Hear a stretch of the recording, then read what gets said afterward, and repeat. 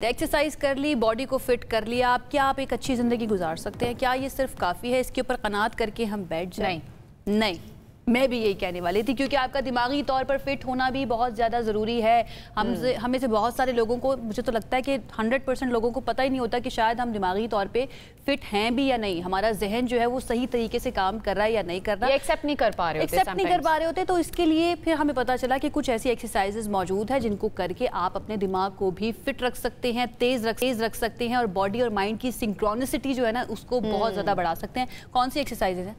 Cross lateral exercises हैं, वो आप करके माइंड को बेहतर कर सकते हैं, अपने जहन को बेहतर कर सकते हैं अगर कोई प्रॉब्लम आपको फेस करनी पड़ी। और कौन कौन सी एक्सरसाइजेज हो सकती हैं और किस तरह से आप अपने दिमाग को उसकी जो सोचने की सलाहियत है उसको बेहतर बना सकते हैं, दिमाग की एक्सरसाइजेज हो या सकती फिर है, कितना ज्यादा प्रोएक्टिवली आप काम कर सकते हैं, उस पे हमने आज बात करनी है। मेमोरी कितनी अच्छी हो सकती है, फोकस किस तरह से आप बेहतर कर सकते हैं, इन सब चीजों के ऊपर बात करने के लिए आज हमारे साथ मौजूद हैं माइंड साइंसेज एक्सपर्ट, माहिर डॉक्टर हैं डॉक्टर मोइज साहब हमारे साथ हैं। डॉक्टर साहब, बहुत शुक्रिया आपने हमें ज्वाइन किया।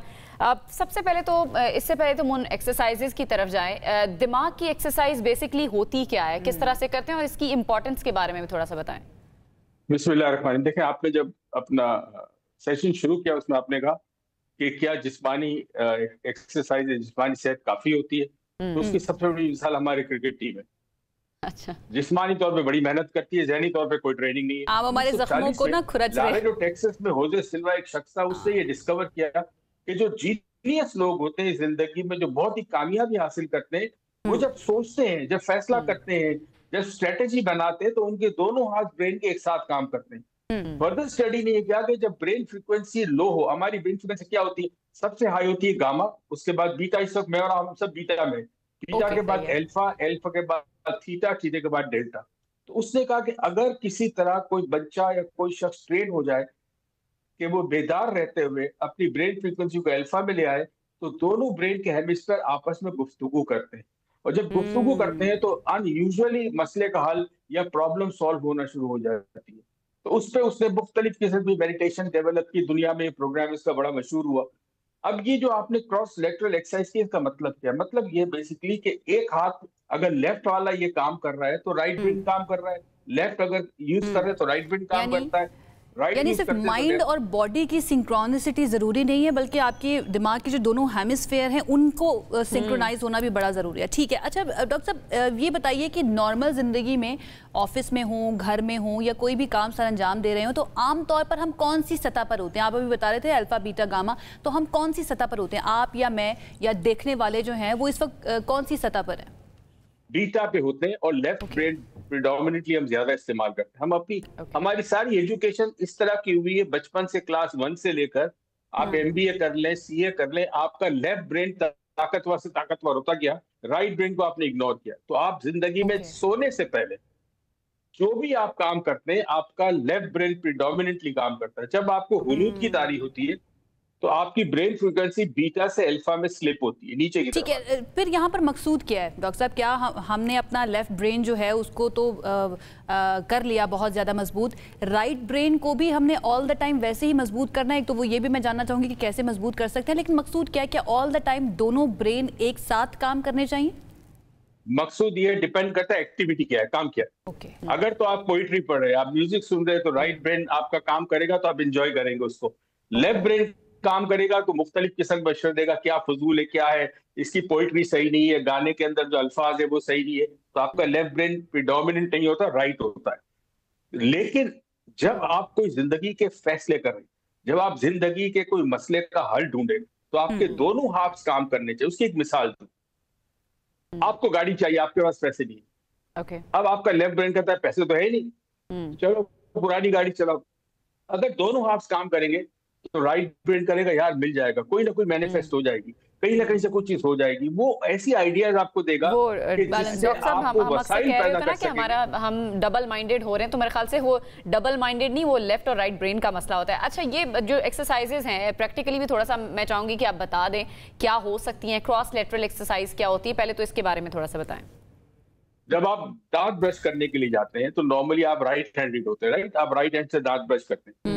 आपने स्टार्ट किया और फौरन से ब्रश लेफ्ट में लेके लेफ्ट से किया, फिर आपने राइट से किया, फिर आपने लेफ्ट से किया। ये दोनों हार्व्स आपके सिंक्रोनाइजेशन के प्रोसीजर में आएंगे कि राइट हैंड और लेफ्ट हैंड से आप काम करना शुरू करें। मैं अक्सर लेफ्ट से भी लिखता हूं, राइट से भी लिखता हूं। जब क्रिकेट खेलता था तो लेफ्ट से भी खेलता था, राइट से भी खेलता था। तो अगर आप अपनी कोई भी एक्टिविटी दोनों तरफ शिफ्ट करना शुरू कर दें बगैर किसी नुकसान के, तो आपके दोनों हेमिस्फीयर काम करना शुरू करेंगे। मगर इसको स्टार्ट करना होगा, बेस्ट ब्रश से शुरू करें। सेकेंड, मैं रोज वॉक पे जाता हूं, तो आप अपने घर पे भी वॉक कर सकते हैं अगर जिम में नहीं करते तो वॉक करते करते रुक के उल्टा वॉक करना शुरू कर दें। अच्छा, ये वेट लॉस के लिए कमाल की एक्सरसाइज है। यानी अगर आप प्रैक्टिस शुरू कर दी 20-25 मिनट वॉक करते हैं तो आपने 5 मिनट वॉक की स्टॉप किया, अब आप उल्टा वॉक करें, उल्टे कदम, फिर आप 5 मिनट सीधे करें, फिर 5 मिनट उल्टा करें। तो एक तो ब्रेन के दोनों हाफ्स आपके सिंक्रोनाइज करेंगे, दूसरा वेट लॉस में कमाल का, आपको हैरानी होगी, आपका वेट लॉस शुरू हो जाएगा अगर आप 40 मिनट सीधा यानी 20 मिनट सीधा, 20 मिनट उल्टे कदम। इंटरेस्टिंग।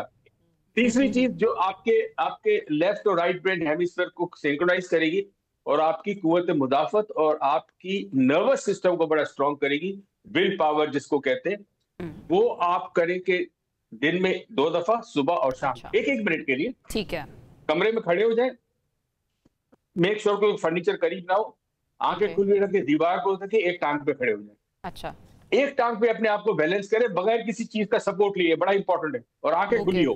फिर एक टांग नीचे कर ले, दूसरी उठा ले, सुबह 1 दफा करें, शाम को 1 दफा करें। इसको आहिस्ता आहिस्ता 2 मिनट तक ये तो हम कर सकते हैं ऐसे, फिर 3 मिनट तक करें। आप हैरान हो जाएंगे जो आपकी ब्रेन की डेवलपमेंट होगी और आपकी जो इम्यून सिस्टम और आपकी नर्वस सिस्टम जो स्ट्रांग होगी। तो ये हैरानी का मामला जो है हम किसी भी उम्र में अचीव कर सकते हैं, यानी एक्सरसाइजेस किसी भी उम्र में की जा सकती हैं, या फिर इनके लिए कोई खास उम्र होती है? स्टूडेंट्स भी कर सकते हैं, 5 साल की उम्र से बड़ा कोई भी कर सकता है।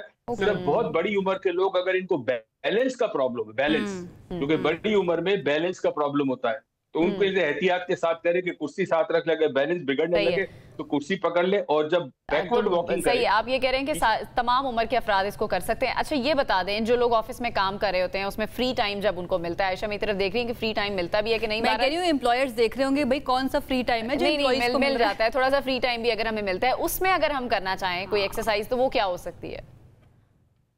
लेफ्ट हैंड को, अगर आप राइट हैंडेड लेफ्ट हैंड से काम करना शुरू करें, आप कंप्यूटर का माउस जो है वो लेफ्ट हैंड से शुरू कर दें, आप राइटिंग लेफ्ट हैंड से, जो चीज पॉसिबल है आपके लिए, कोई देख नहीं रहा, आपने चंद सतह लिख दी, चंद सेंटेंसेस लिख लिए लेफ्ट से, आप लेफ्ट से लिखना शुरू करें, आपका राइट ब्रेन एक्टिवेट होगा। आप राइट से लिखना शुरू करें, लेफ्ट ब्रेन एक्टिवेट होगा, हेमिस्फीयर।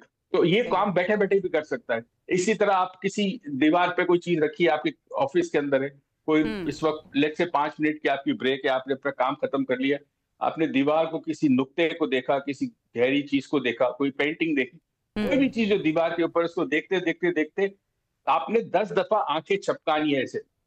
ओके। जैसे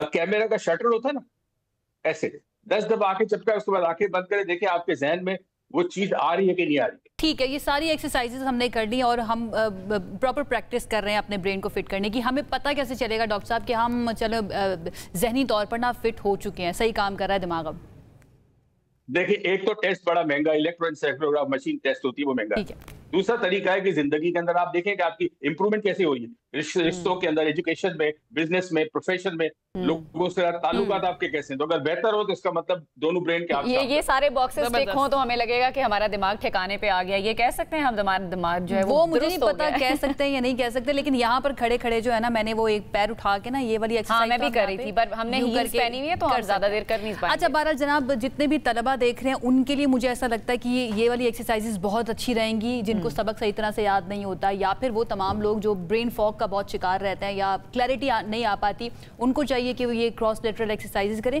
क्योंकि जिस तरह से फिजिकली आपका फिट होना जरूरी है, उसी तरह से लॉन्ग टर्म कॉग्निटिव यानी कि दिमागी हालत जो है ना वो बेहतर होना भी बहुत ज्यादा जरूरी है। अदरवाइज क्या होगा? अदरवाइज वही होगा, जिंदगी आप जैसी गुजार रहे हैं ना, एक सर्टेन लेवल पर गुजरती रहेगी। थोड़ा ट्रांसेंड करने की कोशिश करें, it is very very important.